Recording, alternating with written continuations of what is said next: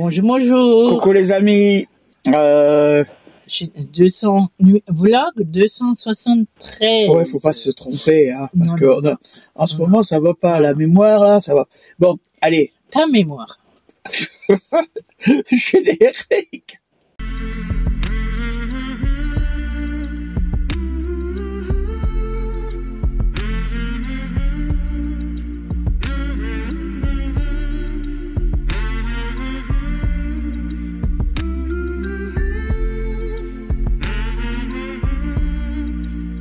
T'as le nez rouge? Oh, mais n'importe quoi. Ben, c'est pas grave.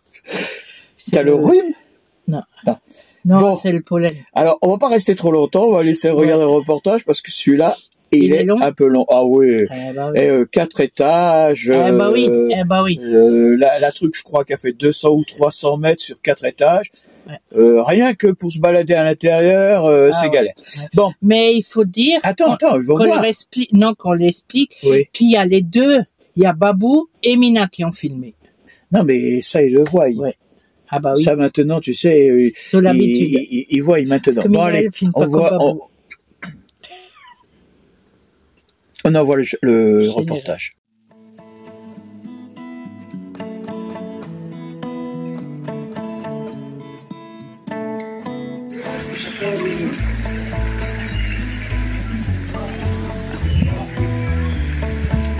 Le musée de la tauromachie. L'Escola de Tauromaquia de Valencia est une institution dédiée à l'enseignement et à la promotion de la tauromachie. Fondée en 1983, elle dépend de la Diputación de Valencia et est affiliée à la Fédération des écoles de tauromachie d'Espagne. Et là, je ne sais pas si vous voyez, derrière il y a des sacs. C'est des terreaux pour faire la culture. Et ici, hein, bien entendu, il y a l'équipe. Hein. Voilà, avec les pipes et tout. Eh oui. Ah, il est beau ce bâtiment là. Je l'avais pris, mais pas de cet angle-là. Fondé de Tori. Il a des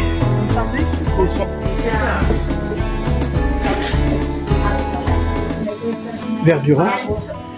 Oh, t'as vu, regarde, tu as des lasagnes. Oh, le pain.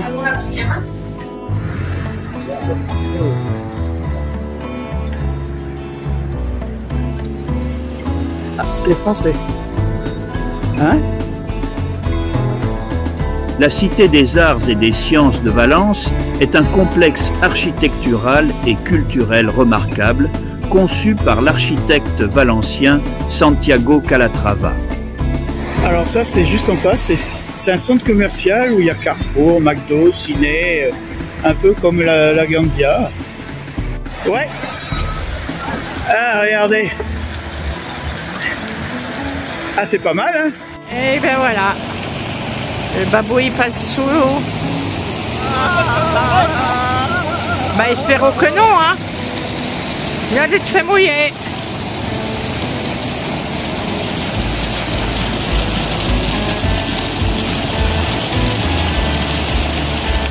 Mina aussi, elle passe.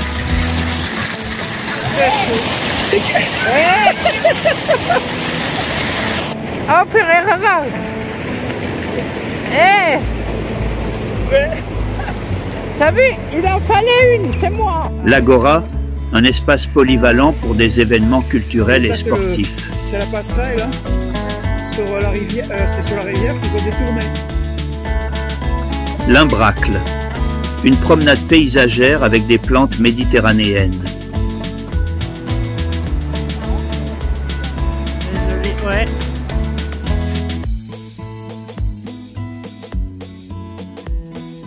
Le musée des sciences Principe Philippe, un musée interactif sur la science et la technologie. Tu attends un bus? Non. Je sais pas si. Je regarde s'il n'y a pas un policier dans le coin. Je sais pas s'il va passer aujourd'hui. Hein. J'ai pas pris mon pull normal. Hein? J'ai changé ma casquette, changé de pantalon.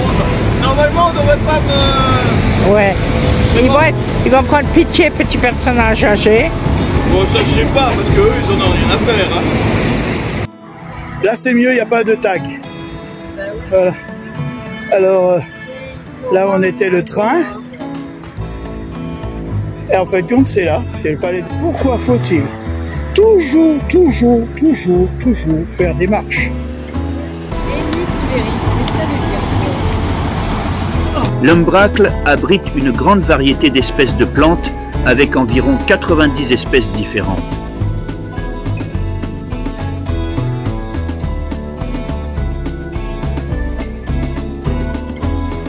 À quelques minutes près, regarde. Et vous avez l'heure en bas. C'est juste 10 heures. Là, on est à 10h50, 48, 49. Et en frais, on est à combien? 56. Alors, vous voyez, hein, à quelques secondes, minutes près. Relos sol, horaire solaire. Et il y a un truc là. Ah ouais, c'est quand le soleil change de place, on voit l'heure d'une autre manière. Avec l'ombre. Tiens, regarde ma lune. Elle est belle. Je vais aller voir la face cachée de la lune. Cara visible. Ça, non, ça, voilà, je vais regarder la carte. Voilà, ça c'est la face visible. Voilà. La lune. Avec, c'est intéressant. L'écart de la lune avec les dates, les heures. Un peu plus près. Et je sais pas si vous entendez. Il y a les perruches. Le bâtiment est de style tout à fait futuriste.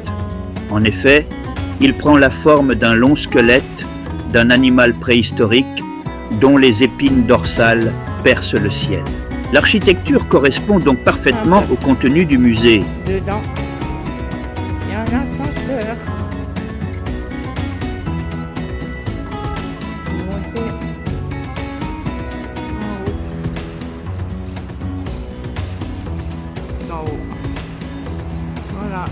Après la grande inondation de Valence de 1957, le lit de la rivière Turia traversant Valence a été dévié. Depuis les années 1980, la partie correspondant au centre-ville avait été transformée en jardin et lieu de promenade pour les citadins. L'embouchure de cet ancien lit offre le site de construction contemporain de la Cité des Sciences. Le complexe s'étend sur une surface de 350 000 m². Le musée représente une superficie de 42 000 m². Il mesure presque 250 mètres de long, 104 mètres de large pour 55 mètres de hauteur. Ses dimensions magistrales en font le plus grand musée d'Espagne.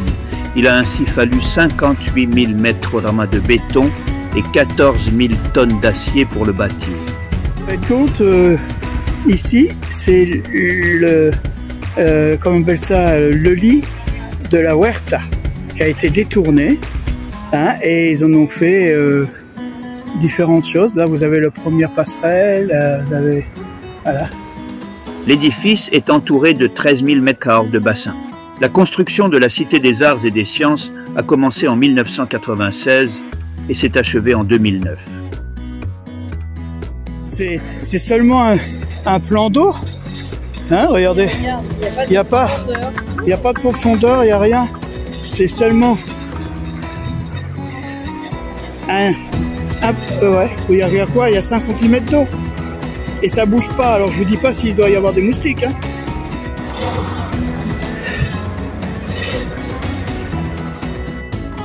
L'entrée, Entrada Musée des Sciences. Ah, c'est là. Capacité 10 203 personnes. Eh ben. T'as les toilettes là-bas, tu vois pas? Lavabo, toilette. Et là, ah, il y a les trucs en 3D à l'hémisphère sur les dinosaures. Allez, aujourd'hui, on va voir les dinos. Regarde. Alors là, c'est tout le... Alors c'est bien parce que tout est en espagnol, alors c'est vrai que faut qu'on trouve une version française.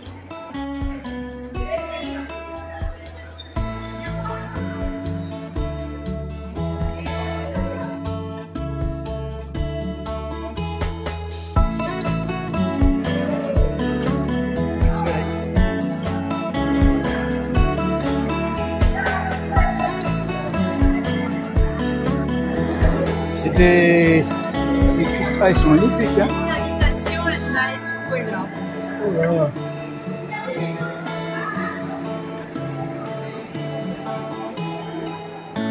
Alors là, c'est comment se créent les tornades. Regardez les bords. T'as vu? Les tornades, elles se créent comme ça.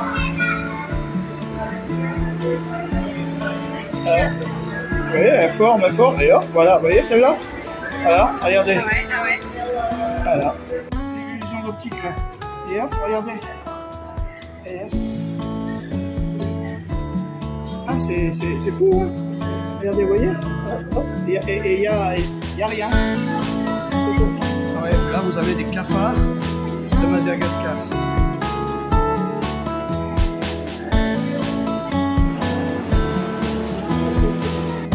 Dino. Je vois. L'ancêtre des oiseaux. Ah ouais. Oui, je suis prêt. Qu'est-ce qui touche? Oui. Gagné.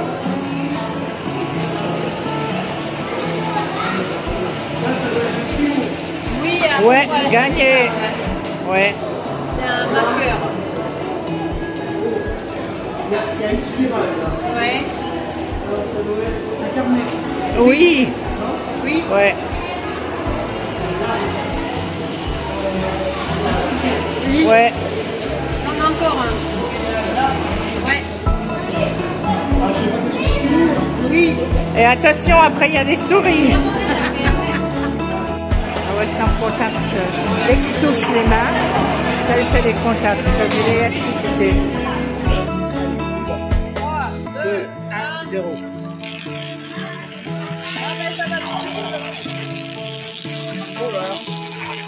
Et hop, c'est parti. Là, c'est pour savoir quelle année elle a. Et si vous voyez, hein, vous savez, hein, chaque cercle, c'est un an. Et quand il a eu des problèmes, il y a, par exemple ici, regardez, il y a une espèce qui est un peu plus grande. Ça veut dire qu'il a été exposé à des problèmes. Parce que regardez ici, ça a été plus long à se développer. Et ici, regardez, comme c'est tout petit. Vous voyez? Ce sont tous les clés biologiques. Et oh, regarde! Un lecteur de Blu-ray, un magnétoscope. Et regardez la pellicule. Et bien quand j'étais jeune, c'est ce qui m'avait donné envie de faire du cinéma, c'était ça. Vous voyez cet appareil avec les films? Et c'était en 9 mm. À l'époque, 9 ou 5, c'était des tout petits. Hein. Et ici, vous avez les robots. Les fameux robots, maintenant, qui sont en train de faire. Là.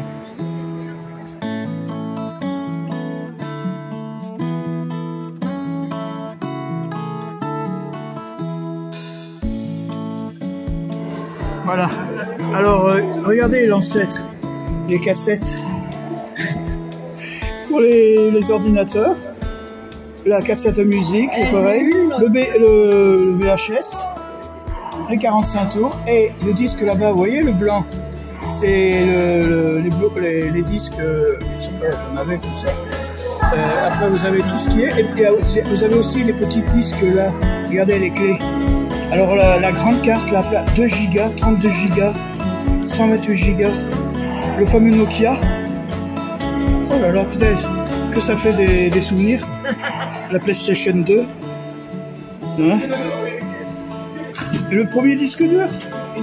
Non, c'est ADSL. Ah putain. Voilà. En haut, c'est tout ce qui est administratif. Et en bas, bon, le restaurant, Elle n'a pas bloqué. Elle nous a ouvert l'ascenseur. Oh là, il bouge. Hein. Non, mais bon, c'est rien ça. Et là, vous avez différentes salles. Là, on va à la première. Prima. Hein? Hein? Il y a beaucoup d'écoles, hein?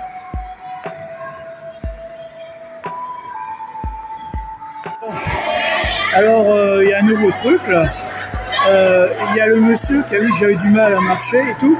Et il m'a proposé de me passer une chaise roulante pour faire tout le musée parce que je lui ai demandé s'il y avait des endroits pour s'asseoir et il m'a dit qu'il n'y en avait pas. Alors 3 heures debout, ça risque d'être un peu difficile. Alors là, voilà, il m'amène un fauteuil. Hein. Voilà le monsieur qui m'a ramené. Alors maintenant, j'ai des roues. J'ai des roues. Mina qui est arrivée. Ok, tout à l'heure quand on ramène... Elle rigole là. Qu'est-ce que ça? Il y a quoi là? Ça la choque. Ça te choque. Il y a les coquilles qui s'ouvrent. Regarde, il vient de naître celui-là là. Vieux, regarde l'autre. Il vient de naître celui-là. Je l'ai vu sortir. Moi. Ah, ils sont vivants. Et ils cherchent la chaleur. Oh, c'est petit peu ça. Ouais. Il y en a 3 qui sortent. Tiens, regarde, il y en a un là-bas. Tu vois pas, ils sortent là. Regarde, ils sortent là. Il y a un, le 3. Et les autres, là-bas, on attend. Et là aussi. Ouais, mais là, c'est mieux. Il est en train de sortir. C'est une tarentule. Là. Un apparateur. Ouais, bon, c'est... Non, là, je regarde. À côté, c'est des phases. Ah ouais. Ah, elle est là-bas. C'est les phases, là, ça. J'aime pas ces Tu bisous. les prends, toi, chérie, hein. Ça, c'est l'imparator. Et là, c'est une tarentule.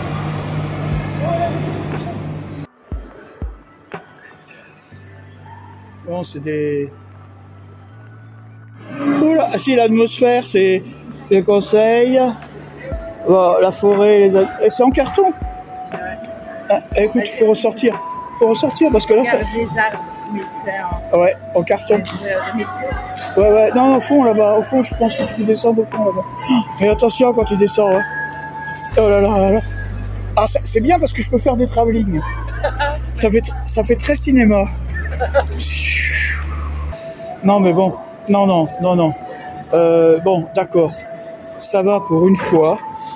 Mais ça sera pas à renouveler. Hein, et oh putain, j'ai le mal de mer. Ah, mais arrête. Ah, là, voilà. Hop, attention. Waouh. Fous-toi de moi. Qu'est-ce que c'est? Je sais pas qui est le mec. Et regardez, en dessous, on voit la... Attends, on voit pas là. Voilà, on voit la femme. C'est drôle comme un dessin... Hein? Oh. Le musée présente des expositions pratiques, didactiques et interactives qui permettent un bon apprentissage sur les sciences, la technologie et l'évolution de la vie à un public divers. Voilà. Oh là là. T'as vu le vélo là? C'est un tricycle? Ouais. Ouais. Ah oui, mais c'est pour 2 personnes. C'est exactement un vélo pour moi. Et celui-là, regarde les roues. 3 personnes, ah, putain. Eh ben. Faudrait que je m'installe en haut, hein. Je tiens le frein. Tiens, attends. Voilà, regarde celui-là. Ah, il est bizarre ce vélo. Ah, il a des grandes roues, hein. Ah, celui-là, c'est un peu difficile, hein. L'autre à côté, Ah, ouais. c'est l'ancêtre du vélo. Hein. Ah bon? Et ceux-là, c'est quoi? La draisienne. Hein. Et ceux-là, c'est quoi, ces vélos-là? Ouais. Là, tu vois. Oh là là, regarde celui-là. Ah, c'est le vélo, il a qu'une roue. Regarde. Et le grand, là. Oh là là. Eh ben. Oh, il y a un avion là-haut. Oh, ça doit être une maquette, c'est pas possible, c'est pas un vrai, ça. C'est le génome humain. Hein? Un miroir en bas. Ouais, j'ai vu. Tu veux pas prendre de... En fin de compte, tout est illusion. Parce que là, ce que vous voyez, c'est ce qu'on voit dans la glace dans le sol. Aïe. Et ça continue à monter. Bon, alors là, c'est les bâtiments quand ils ont créé ici, parce que regarde, en 98, ils ont fait l'océanographique, 98 à 2003. Après, ils ont fait 2006-2009 l'Agora, ce fameux truc, vous savez, le dessin qui est bien. Après, ils ont fait le musée. 2004 à 2008, ils ont fait le fameux pont qui est entre les deux. Après, ils ont fait en 98-2000, ils ont fait l'arche où on a vu toutes les plantes. Vous voyez, les plantes. Là. Et l'autre côté, il fallait tourner de l'autre côté. Ça, c'est le musée des sciences de 1995 à 2000, le musée des sciences. Voilà, après, on va de l'autre côté. L'hémisphère, 95-98. Et le Palais des Arts de la Reine Sofia, 95-2009. Alors c'est vrai qu'il y en a encore un. Non, c'est le plan général de 80 à 2009. Et là, ici, il y a... Ouais, regardez, il y a tous les trucs. Par exemple, ça, c'est le Palais des Arts, à l'intérieur. Vous voyez, c'est très moderne. Hein, c'est la structure, voilà. Et hop, on fait un truc. Alors là, vous avez l'hémisphère, pareil. On va revenir, on va faire ça, c'est en construction, et ça, c'est quand c'était fini. Et là, il y a un pendule. Alors, je sais pas qu'est-ce que c'est. Le pendule de Foucault est constitué d'une masse suspendue à un long fil. Ce mouvement apparent est en fait dû à la rotation de la Terre sous le pendule. En raison de l'inertie, le plan d'oscillation du pendule tend à rester fixe dans l'espace. Cependant, comme la Terre tourne sur son axe, un observateur situé sur Terre a l'impression que le plan d'oscillation du pendule pivote. La vitesse de cette rotation apparente dépend de la latitude du lieu. Elle est nulle au pôle et maximale à l'équateur. Ah, tu le mets sur le fauteuil.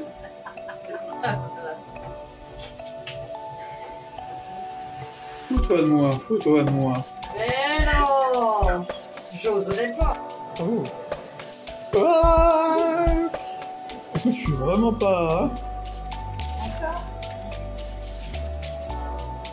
Severo Ochoa de Albornoz était un biochimiste espagnol qui a apporté des contributions importantes au domaine de la biologie moléculaire.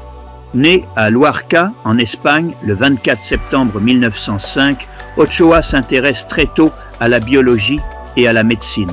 Il poursuit ses études à l'Université de Madrid, où il obtient son diplôme de médecin en 1929. Après ses études, Ochoa s'est rendu en Allemagne pour travailler avec le célèbre biochimiste Otto Meyerhof.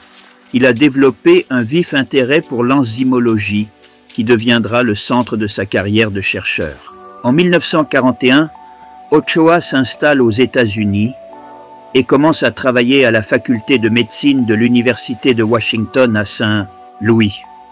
Il a ensuite été nommé à la faculté de médecine de l'Université de New York, où il a mené des recherches révolutionnaires sur la biosynthèse des acides nucléiques. La découverte la plus importante d'Ochoa est survenue en 1955, lorsqu'il a isolé et caractérisé l'enzyme polynucléotide phosphorylase. Cette enzyme a joué un rôle crucial dans la synthèse de l'ARN, une molécule essentielle au transfert d'informations génétiques. Pour ses travaux novateurs sur la biosynthèse de l'ARN, Ochoa a reçu le prix Nobel de physiologie ou médecine en 1959. Il a partagé le prix avec Arthur Kornberg, qui avait découvert de façon indépendante l'ADN polymérase, une enzyme impliquée dans la synthèse de l'ADN. Les contributions d'Ochoa à la biologie moléculaire vont au-delà de sa découverte lauréate du prix Nobel. Severo Ochoa est décédé le 1er novembre 1993 à Madrid, en Espagne. Son héritage en tant que biochimiste et biologiste moléculaire pionnier continue d'inspirer les scientifiques du monde entier. Santiago Grisolia Garcia était un biochimiste espagnol qui a apporté des contributions importantes au domaine de la biologie moléculaire. Né à Valence, en Espagne, le 6 janvier 1923, Grisolia s'intéresse aux sciences depuis son plus jeune âge. Il poursuit ses études à l'Université de Valence, où il obtient son diplôme de médecin en 1944. Après avoir terminé ses études, Grisolia s'est rendu aux États-Unis pour travailler avec le célèbre biochimiste Severo Ochoa. Il a développé un vif intérêt pour l'enzymologie qui deviendra le centre de sa carrière de chercheur. En 1955, Grisolia retourne en Espagne et commence à travailler à l'université de Valence. Il a ensuite été nommé à la faculté de l'université du Kansas, où il a mené des recherches révolutionnaires sur la biosynthèse de l'urée. La découverte la plus importante de Grisolia a été faite en 1964 lorsqu'il a identifié l'enzyme carbamoyl phosphate synthétase I qui joue un rôle crucial dans le cycle de l'urée. Ce cycle est essentiel pour la détoxification de l'ammoniac, un sous-produit toxique du métabolisme des protéines. Pour ses travaux novateurs sur le cycle de l'urée, Grisolia a reçu en 1990 le prix Princesse des Asturies pour la recherche technique et scientifique. Il a également été plusieurs fois nommé pour le prix Nobel de chimie. Les contributions de Grisolia à la biochimie s'étendaient au-delà de ses recherches sur le cycle de l'urée. Il a également apporté des contributions importantes à la compréhension du métabolisme cellulaire et du code génétique. Santiago Grisolia est décédé le 4 août 2022 à Valence, en Espagne. Santiago Ramón y Cajal, 1852-1934, est un neuroscientifique et histologue espagnol, considéré par beaucoup comme le père des neurosciences modernes. Ramón y Cajal a reçu le prix Nobel de physiologie ou médecine en 1906 pour ses travaux sur la structure du système nerveux. Il a également identifié la synapse, l'écart entre les neurones où la communication a lieu. Les travaux de Ramón y Cajal ont mené au développement de la doctrine des neurones qui affirme que le système nerveux est constitué de cellules individuelles qui communiquent entre elles par l'intermédiaire de synapses. Ramón y Cajal était un scientifique remarquable et un véritable pionnier dans le domaine des neurosciences. Son travail a eu un impact durable sur notre compréhension du cerveau et du système nerveux. Jean Dosset, 1916-2009, était un immunologiste français qui a contribué de façon significative à la compréhension du système antigénique leucocytaire humain, HLA. Il a reçu le prix Nobel de physiologie ou médecine en 1980 pour sa découverte des bases génétiques du système HLA, qui est essentiel à la réponse immunitaire du corps. Il a permis de mieux comprendre les maladies auto-immunes, comme le diabète et l'arthrite rhumatoïde, et a également rendu la transplantation d'organes plus sûre et plus réussie. Dosset est né à Toulouse, en France, et a étudié la médecine à l'Université de Paris. Pendant la Seconde Guerre mondiale, il a servi comme médecin dans l'armée française. Après la guerre, il commence ses recherches sur le système HLA à l'hôpital Saint-Louis de Paris. En 1958, Dosset a découvert le premier antigène HLA qu'il a appelé MAC. Il a ensuite identifié de nombreux autres antigènes HLA et cartographié les gènes qui contrôlent leur expression. Les travaux de Dosset sur le système HLA ont d'abord suscité un certain scepticisme, mais ils ont fini par être reconnus comme une percée majeure en immunologie. En 1980, il a reçu le prix Nobel de physiologie ou médecine pour sa découverte des bases génétiques du système HLA. Dosset a continué à se consacrer à la recherche et à l'enseignement après avoir reçu le prix Nobel. Professeur au Collège de France et membre de l'Académie des sciences. Il a également été président de la Société internationale d'histocompatibilité. Dosset est décédé à Palma de Majorque, en Espagne, en 2009. Il avait 92 ans. Voici quelques-unes des principales contributions de Jean Dosset à la science.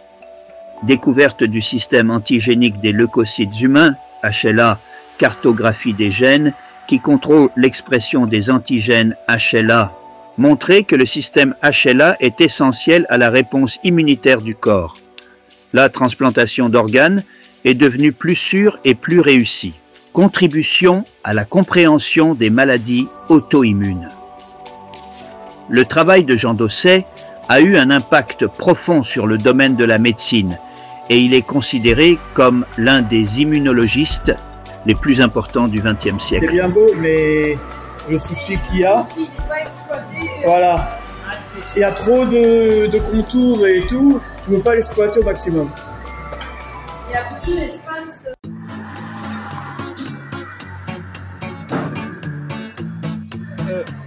Alors ça, c'est les fusées Ariane.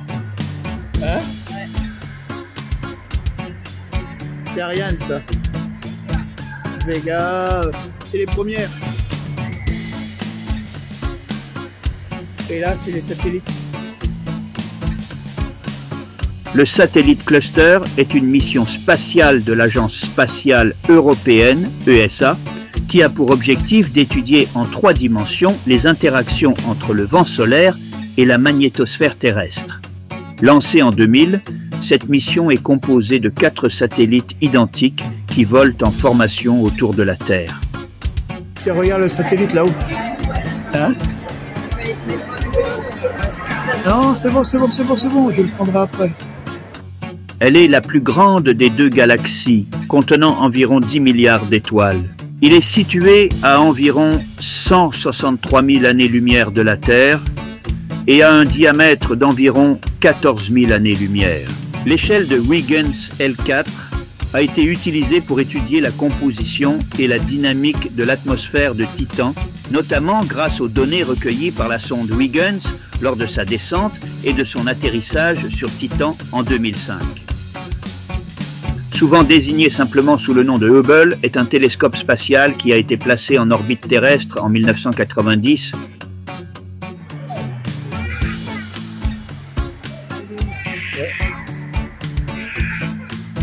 Le module de commande et de service, CSM.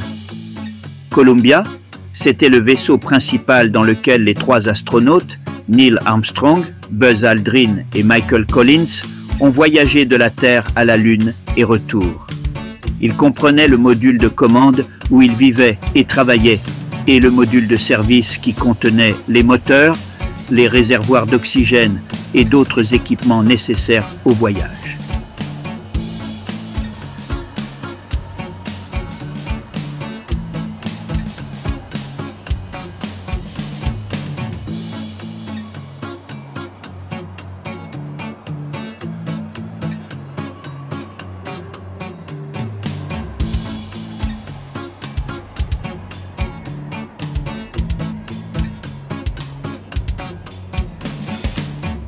Le module lunaire LM, Eagle, c'était le véhicule qui a atterri sur la Lune. Neil Armstrong et Buzz Aldrin sont descendus à bord du LM Eagle, tandis que Michael Collins est resté en orbite lunaire à bord du module de commande Columbia. Il est important de noter qu'il n'y avait pas de véhicule pour se déplacer sur la surface lunaire lors de la mission Apollo 11. Les astronautes ont exploré la zone autour du site d'atterrissage à pied. Ce n'est qu'à partir de la mission Apollo 15 qu'ils ont utilisé un véhicule lunaire appelé Lunar Roving Vehicle, LRV.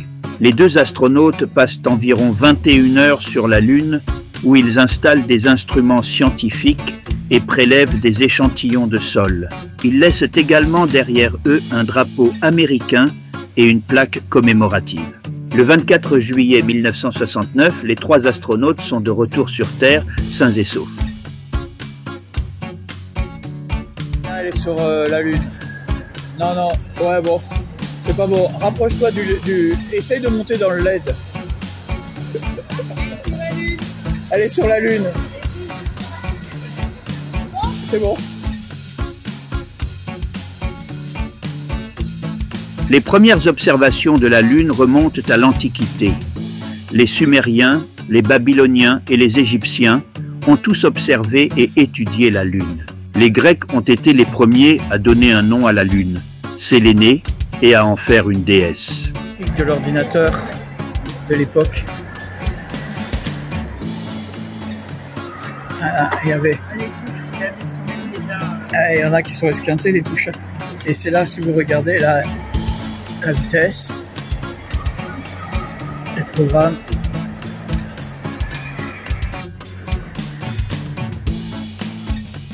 Cependant, la première observation télescopique de la Lune est attribuée à Galilée en 1609. Il a dessiné des croquis très précis de la surface lunaire dans son ouvrage Sidereus Nuncius, publié en 1610. Qui sont dedans pour, avec les ordinateurs, ouais. Tu vois, Hubble, pour caméra, scale 1.1. Avec les ordinateurs, les prises...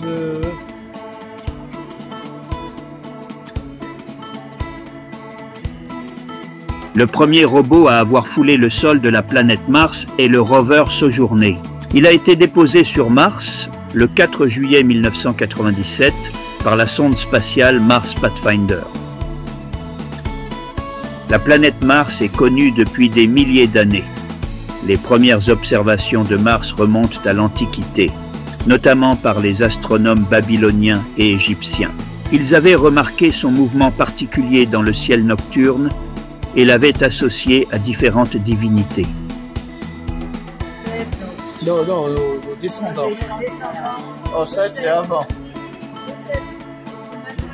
Ouais. T'as vu, regarde le micro là. Va parler, regarde, tu vas voir qu'est-ce qui va se passer. On a fait le tour là?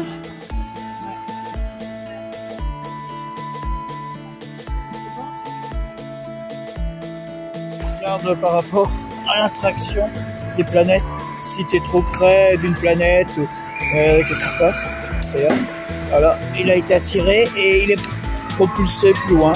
On va essayer d'aller au fond là-bas. Attends. Voilà. Vous voyez? Il a raté le... Non, parce que j'ai été trop... Par exemple, je vise bien. Voilà. Tu vois rien du tout. Ah, c'est au fond. Ouais. Non, c'est Apple.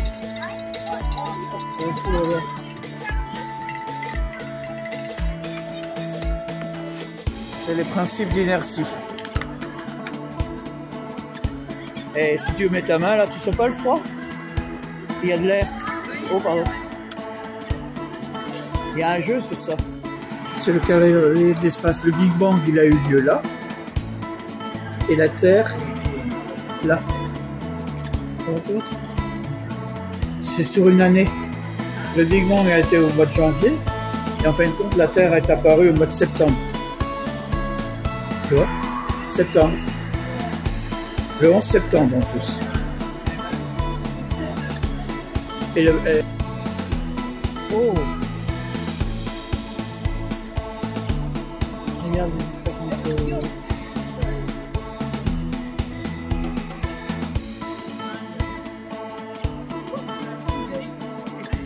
Ouais, mais ça, en fonction de la profondeur, ça te donne de l'eau. T'as l'impression que l'eau est là. Ouais. C'est les continents.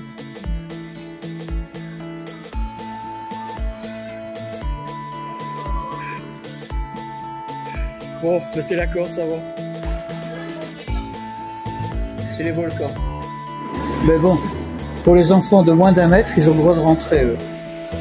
Les insectes... ouais, ça veut dire, tu sais, les guêpes, je sais pas quoi, asiatiques.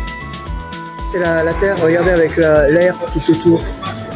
L'atmosphère qui se met autour de la Terre. Avec les vents. Et là, vous avez le coup du sel. Il a quoi? L'eau marine, avec le sel, la mer morte, des trucs comme ça. Sur, bien entendu, comme... Oh purée! Oh que c'est froid! C'est joli. Ouais, c'est... Oh purée! Ah. C'est comme qu'on a vu à... C'est la glace. C'est la glace polaire. Comme chez les pingouins. Ah purée, c'est... Ça, c'est les fossiles avant... Tu en arrives? Avance! Avance. Ouais, parce que regarde, j'ai... Voilà. On voit les barres, c'est ça qui va... Ah, celle-là vient d'Espagne.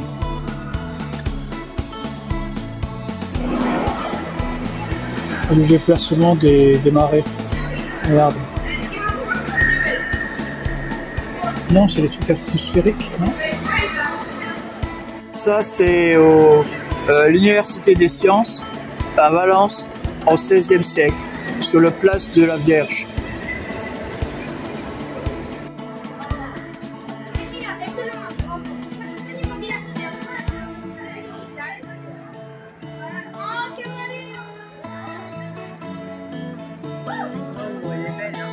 Ça, c'est Avance, c'est Mars.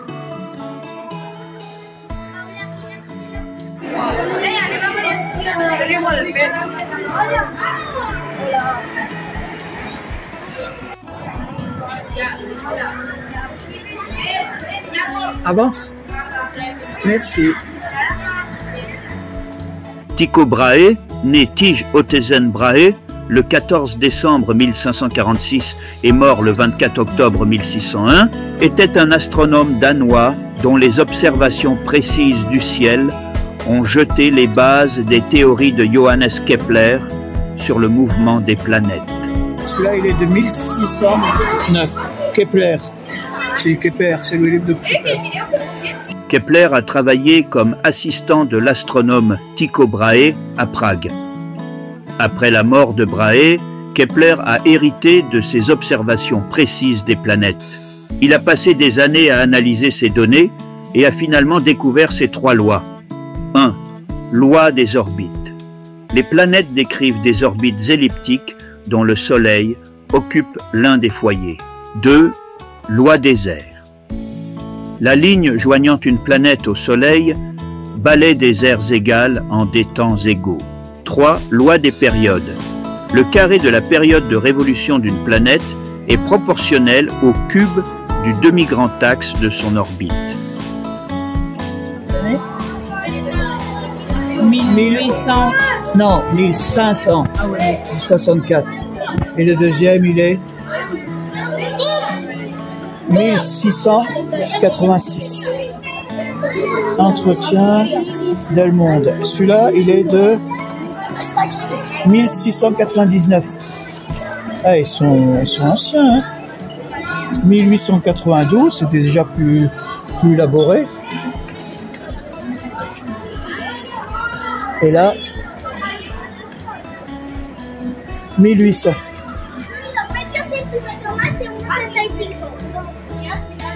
On tourne un peu, comme ça que je puisse prendre... Ah oui, Mars attaque. Tiens, regarde, tourne que je... regarde, ça c'est les affiches. Et là, regarde le premier jeu, Alien. Oh purée, j'ai joué à ce jeu-là. Batman. Non, c'est pas Padman, c'est les Invasion. Invasion, il date de... Regarde, Invasion, il date... Quelle année il y a marqué deuxième, au milieu. Hein? 1978. Voilà, 78, j'ai joué à ce jeu. Ça, c'est un film, l'invasion de Mars. Oh, je les ai vus, ceux-là. Et ça, c'est Méliès. Ouais, et c'était à l'époque où il faisait... Ouais, c'est...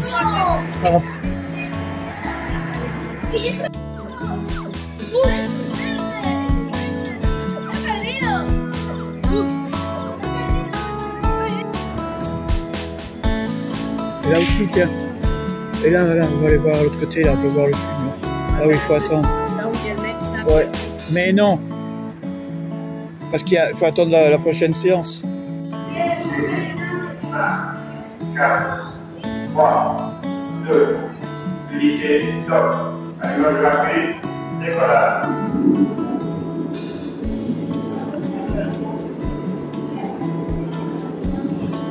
Hein?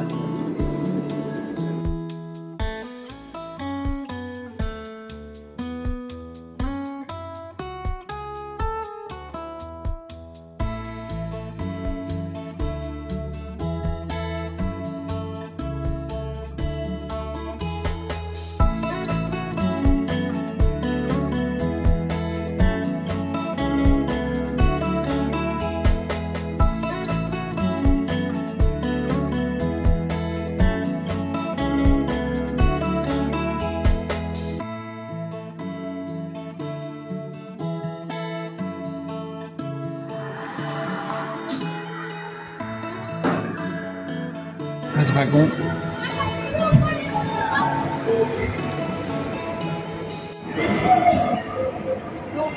Ouais. Ouais, en bas, ouais. T'as vu, on dirait un bébé. C'est un bébé. T'as vu, il est haut là-bas.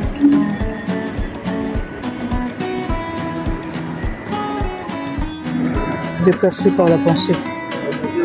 Déplace les boules par la pensée.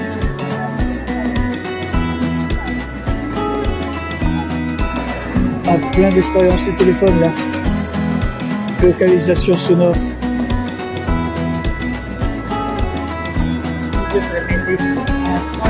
Et oui, bah ça c'est l'inconvénient, c'est que tourne. Non, tourne. Oh, ça c'est les trucs auditifs. Les oreilles. Les oreilles. Là aussi il y a des trucs là, tu vois. L'ADN, vas-y. Les primates.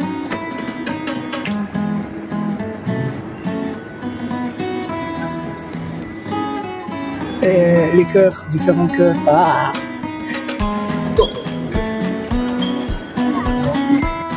Il monte sur la balance et il voit combien il pèse. Combien il pèse en eau. Et bien,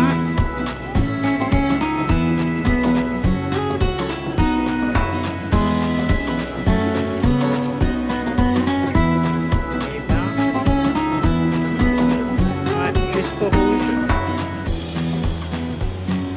Voilà, elle redescend.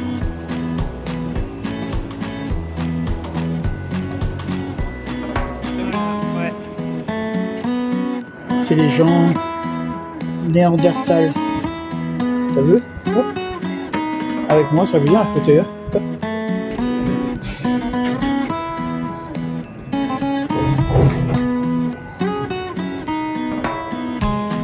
Oh là, regarde, il souffle tout seul là. Je vais me retrouver éjecté.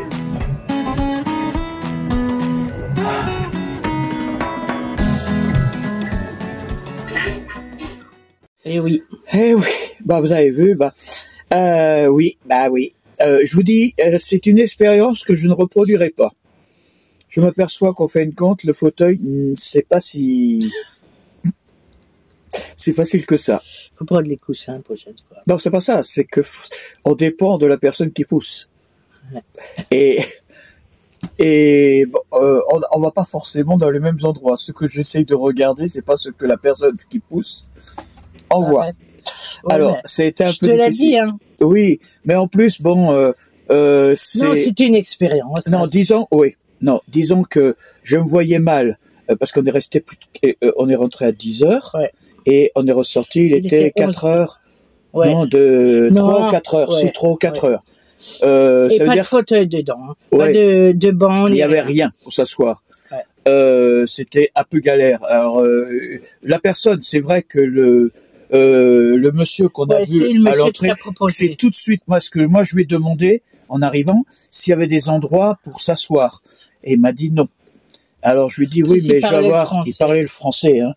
Je lui ai dit que non, que c'était pas possible. Alors il nous a amené à l'endroit où on pouvait prendre un fauteuil roulant.